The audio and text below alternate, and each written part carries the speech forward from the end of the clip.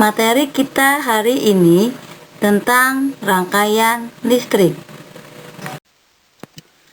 Buka tematik 6C halaman 17 tentang rangkaian listrik. Rangkaian listrik adalah susunan komponen-komponen elektronika yang dirangkai dengan sumber listrik menjadi satu kesatuan yang memiliki kegunaan tertentu. Berdasarkan komponennya, rangkaian listrik dibedakan menjadi 3, yaitu rangkaian seri, rangkaian paralel, dan rangkaian campuran. Yuk, mari kita bahas satu persatu dari rangkaian listrik tersebut. Rangkaian listrik seri adalah rangkaian yang komponen penyusunnya disusun secara berderet dan hanya melalui satu jalur listrik. Yang kedua, rangkaian listrik paralel adalah rangkaian listrik yang komponennya disusun sejajar dan terdapat lebih dari satu jalur listrik atau bercabang.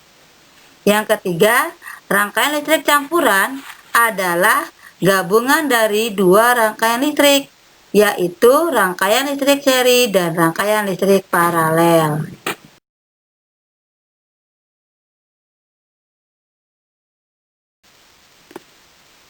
Setelah kalian mengetahui pengertian dari rangkaian listrik secara seri, paralel, dan campuran, sekarang kita akan membahas tentang kelebihan dan kekurangan rangkaian listrik secara seri dan paralel. Kita bahas kelebihan rangkaian seri dulu ya. Yang pertama adalah membutuhkan jumlah kabel yang lebih sedikit. Karena membutuhkan jumlah kabel penghantar lebih sedikit, maka biaya pemasangan rangkaian seri lebih murah. Besar kuat arus listrik yang tidak dibagi sehingga lampu rangkaian seri lebih terang. Nah, sekarang kita akan bahas tentang kelebihan rangkaian listrik secara paralel. Yang pertama, jika salah satu lampu padam atau putus, maka lampu lainnya tidak ikut padam. Yang kedua, lebih hemat listrik. Yang ketiga, pembagian arus listrik lebih merata. Nah, sekarang kita akan membahas tentang kekurangan rangkaian seri. Yang pertama, lampu yang disusun secara seri, maka lampu ketika menyala itu tidak akan sama terang. Yang kedua, jika salah satu lampu padam atau putus, maka lampu yang lainnya ikut padam. Yang ketiga, lebih boros listrik. Yang keempat, jika pemasangan rangkaian seri itu menggunakan baterai, maka baterai akan cepat habis. Selanjutnya, kekurangan rangkaian listrik secara paralel. Yang pertama, biaya pemasangannya lebih boros karena lebih banyak menggunakan kabel. Yang kedua, pemasangannya lebih rumit. Yang ketiga, lampu lebih redup karena beban yang diberikan sama. Nah, untuk tugas hari ini, tolong kalian kerjakan halaman 19. Ayo jawab. Baiklah solih-solihah, berikutnya kita akan mempelajari tentang teks eksplanasi.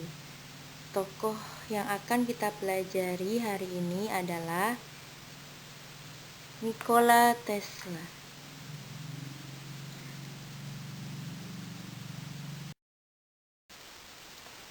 Baiklah solih-solihah, sekarang buka halaman 21. Kita baca bersama tentang Nikola Tesla. Baiklah, Ibu akan memberikan sedikit penjelasan tentang Nikola Tesla. Nikola Tesla ini merupakan seorang perintis elektromekanik tanpa kabel dan daya listrik. Kemudian beliau juga menemukan teori yang merupakan dasar dari daya listrik arus bolak-balik. Kemudian beliau juga memiliki pengalaman di telepon dan teknik elektro sebelum berimigrasi ke Amerika Serikat. Kemudian dalam laboratoriumnya, Tesla mematenkan AC motor induksi dan transformator. Karya Tesla sangat berperan dalam pembangunan energi listrik sebagai energi yang utama bagi manusia.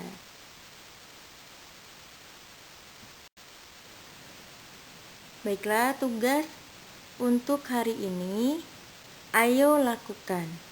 Galilah informasi yang ada dalam teks eksplanasi tokoh Nikola Tesla. Yang pertama, cari sosok tokoh penemu dalam bacaan. Yang kedua, peranan tokoh dalam perkembangan listrik. Yang ketiga, bidang keahlian yang dimiliki tokoh dalam bacaan. Yang keempat, hasil penelitian yang bermanfaat bagi manusia. Silakan kalian cari sebanyak mungkin informasi tersebut dalam bacaan tokoh Nikola Tesla.